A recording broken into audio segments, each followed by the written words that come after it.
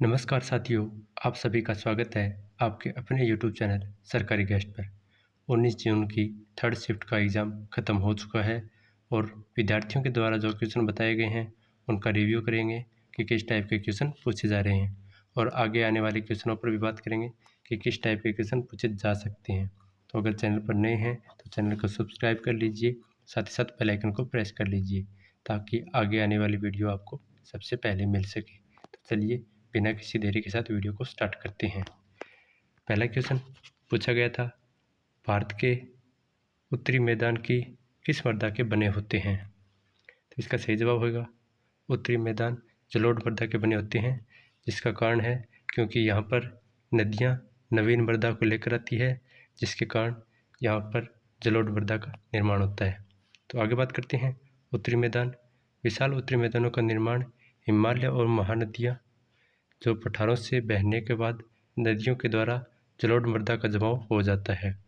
यह मृदा लगभग नगण्य ढाल वाला मर्द समतल होता है, यानी यहाँ समतल भूमि का निर्माण हो जाता है।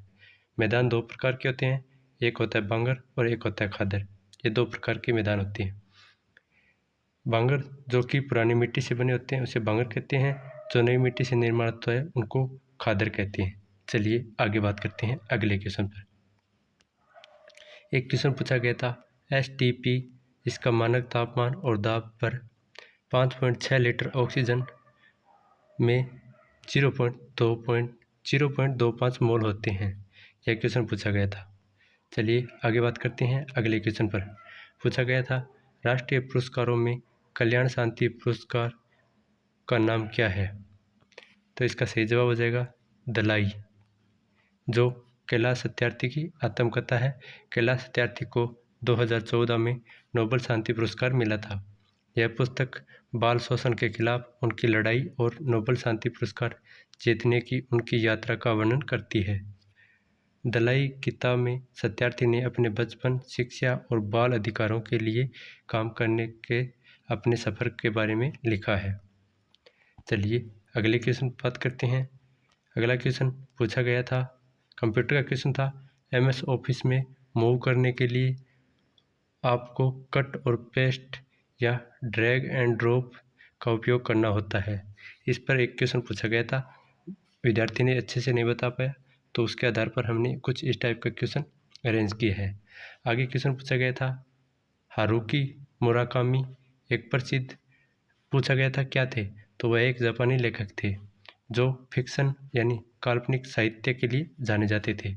उनकी कुछ लोकप्रिय किताबें भी हैं, जैसे कि नॉर्वेजियन वुड और Kafka on the shore, the wind of bird chronicle और 1Q84 इनकी कुछ पुस्तक है।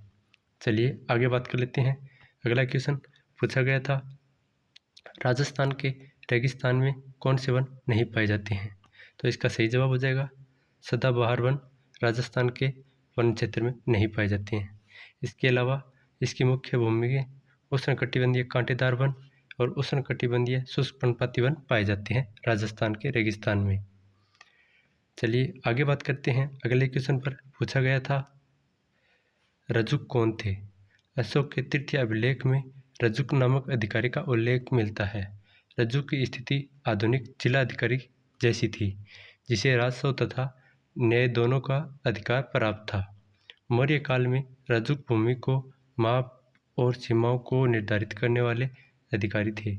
वे भूमि में संबंधित विवादों को सुलझाने एवं राजस्व संग्रह में भी शामिल थे।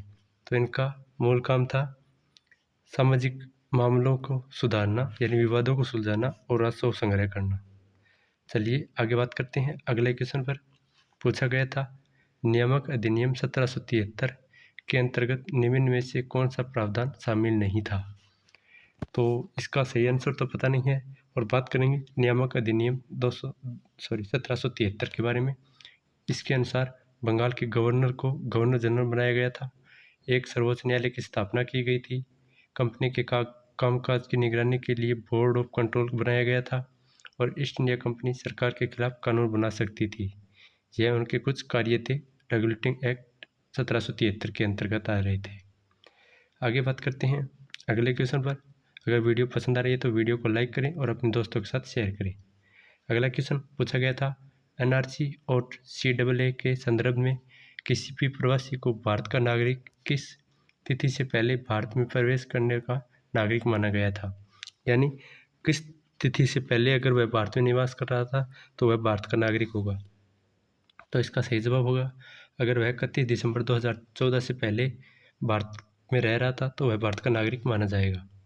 इसका जबकि नागरिकता संशोधन अधिनियम 2019 के अनुसार हिंदू, सिख, बौद्ध, जैन, पारसी, ईसाई समुदाय के वे शरणार्थी जो अफगानिस्तान, बांग्लादेश या पाकिस्तान से भारत आए थे। चलिए आगे बात करते हैं। अगला क्वेश्चन पूछा गया था, खेलो इंडिया देश भर में कितने प्रशिक्षण केंद्र स्थापित किए गए हैं। खेलो इंडिया सेंटर के अनुसार भारत में 1041 प्रशिक्षण केंद्र स्थापित किए गए हैं। चलिए आगे बात कर लेते हैं अगले क्वेश्चन पर। अगला क्वेश्चन पूछा गया था, फुल फॉर्म पूछी गई थी PCB की। तो PCB की फुल फॉर्म होती है प्रिंटेड सर्किट बोर्ड। PCB का फुल फॉर्म होती है प्रिंटेड सर्किट बोर्ड। PCB एक गैर प्रवाहकीय सामग्री से निरूपित विद्युत सर्किट होते हैं जो एक पतले बोर्ड के रूप में होते हैं जो पूरी तरह से तांबे के सर्किट जैसे प्लास्टिक, फाइबरग्लास, कंपोजिट, एपॉक्सी आदि को पकड़ते हैं। ट्रांजिस्टर, प्रतिरोधक, IC आदि जैसे विभिन्न घटकों को जोड़ने के लिए इस पर प्रवाहकीय पथ लिखे होते हैं। यह यांत्रिक की सहायता प्रदान करता है और इसे इलेक्ट्रॉनिक भागों में करंट प्रवाह के लिए एक मार्ग प्रदान करता है। चलिए आगे बात करते हैं अगले क्वेश्चन। यह था आज का अंतिम क्वेश्चन। अगर वीडियो पसंद आया है तो वीडियो को लाइक करें और चैनल पर बने रहें क्योंकि आगे भी एनालिसिस वीडियो आते रहेंगे।